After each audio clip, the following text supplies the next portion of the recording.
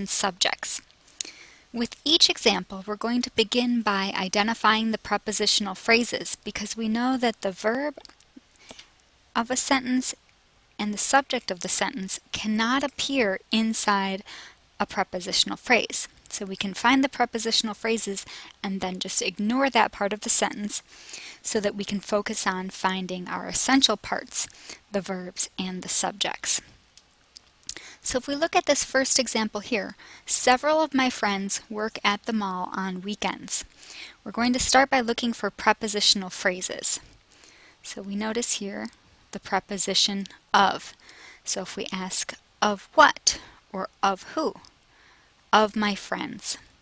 So that is how we identify the prepositional phrase. It begins with the preposition, and a prepositional phrase always ends with a noun or pronoun. So of my friends is a prepositional phrase. If we continue with the same sentence, at is also a preposition. So our prepositional phrase begins with the preposition at, and it ends with a noun or pronoun. So if we ask at what, at the mall. So that's where the prepositional phrase ends. We have one more preposition, on, and if we ask on what, on weekends. So that prepositional phrase ends with the word weekends. So if we notice, once we've found those three prepositional phrases, we actually only have 2 words left in this sentence. So our next step is to look for the verb. That's our action word, and in this case, it's the word work. So I'm going to double underline that. Work is our verb. And then we're going to ask, okay, who works? Well, our subject is several. Several of my friends work at the mall. So several is our subject. Okay, this might be a little bit confusing because we know that what we're talking about is some of my friends, several of my friends. But structurally, in terms of the grammar of the sentence, of my friends is part of a prepositional phrase, so we know that the subject cannot be inside a prepositional phrase. So our subject here is several. Subjects, again, must always be either a noun or pronoun. So let's look at another example. The janitor used a polishing wax in the scrub water. So we'll start again by looking for prepositional phrases. Here we have the preposition in. So that's where our prepositional phrase begins. And if we ask in what? In the scrub water. So that's where our prepositional phrase ends.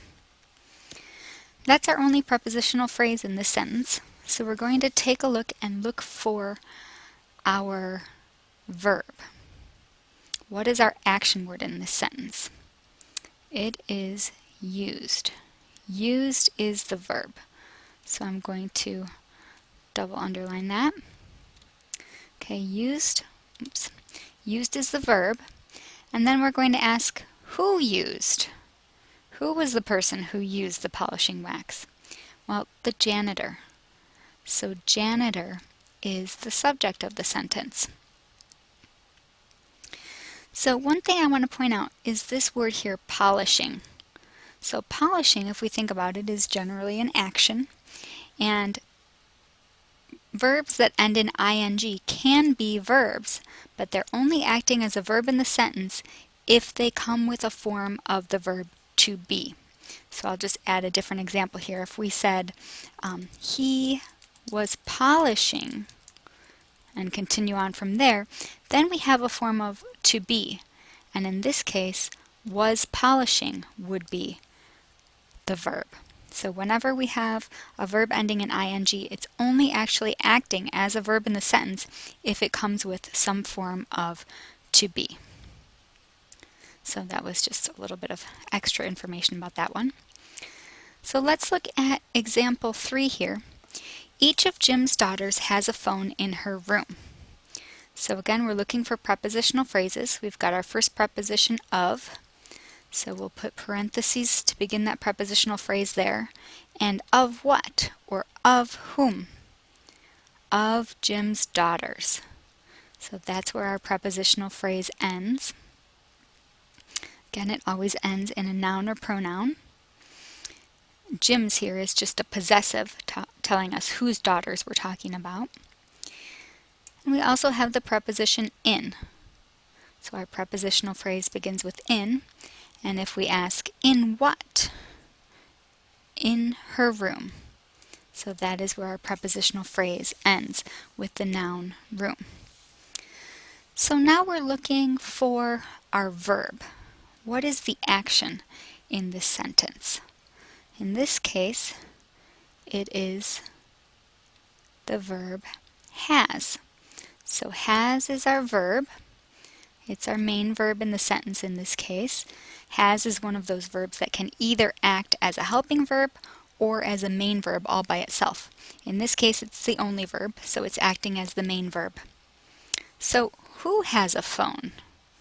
Who possesses the phone? Each. So each is our subject in this sentence, so we'll underline each. So this one is similar to number one in that it might be a little bit confusing. We know we're talking about Jim's daughters, but that piece of the sentence of Jim's daughters is part of a prepositional phrase. So grammatically, each, the pronoun each, is our subject of the sentence. So we'll look at one more example, number 4. My nephew has decided to quit his job at the music store. So we have the preposition at. That begins a prepositional phrase, and if we ask at what? At the music store.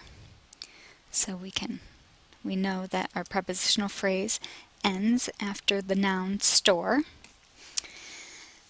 And then I want to point out here, to is often a preposition. However, in this case, it's actually part of an infinitive verb. Right here, to quit is an infinitive. Anytime we have to plus a verb, it is considered an infinitive verb. So it's not the verb of the sentence, nor is it a prepositional phrase. So I just wanted to point that out. We can actually just completely ignore that. I'm just going to cross it out, because we know that an infinitive verb is not the verb of the sentence. So we need to find our verb. We have this action here, decided. That's part of the verb. And notice that it has a helping verb, has. So our complete verb is has decided. So I'm going to double underline that. Has decided is the complete verb, comprised of the helping verb has and the main verb decided. And who has decided? Nephew. Nephew is the one. He's the one who decided. So that is our subject of the sentence. So as you can see with all of these examples, it really helps to follow this order to identify the prepositional phrases first.